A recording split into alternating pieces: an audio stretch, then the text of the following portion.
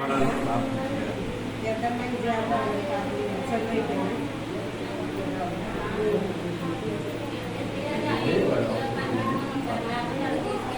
ప్రభావం కలిగిన గొప్ప దేవ, అసలు లోకమునకు యజమాని, సమస్త ప్రజలపైన అధికారిగా ఉన్నను, సమస్త మహిమ చేతిలో ఉన్నను. ఈ తొందరపడి ఎవరిని నశింపు చేయక అవకాశం ఇచ్చి మారు మనసు పొందాలని, పశ్చాత్తాప పడాలని, నీ సత్యంలో వాళ్ళు ప్రతిష్ఠించబడాలని నిన్ను ఎరిగి ఈ నామంలో కుమ్మరి అయా నీ పరిశుద్ధ సన్నిధానంలో తమ పశ్చాత్తాప హృదయంతో వేసే రక్షకుడని, ప్రభు అని, పాపరహితుడని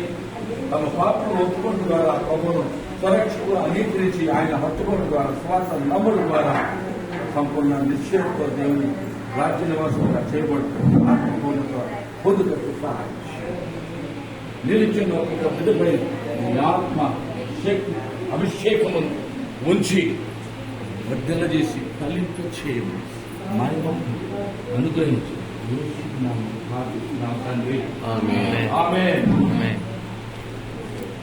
తండ్రి ఆ కుమార్తె తన కుమార్తె కొరకు, చదువు కొరకు, ఉద్యోగం కొరకు, కుటుంబ శ్రేయస్ కొరకు ప్రార్థన కోరినట్టుగా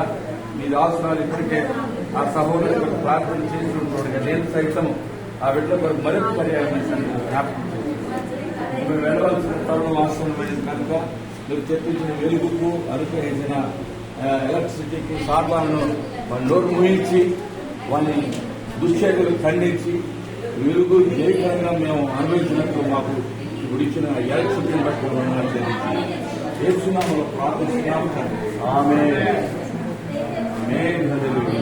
అందరికీ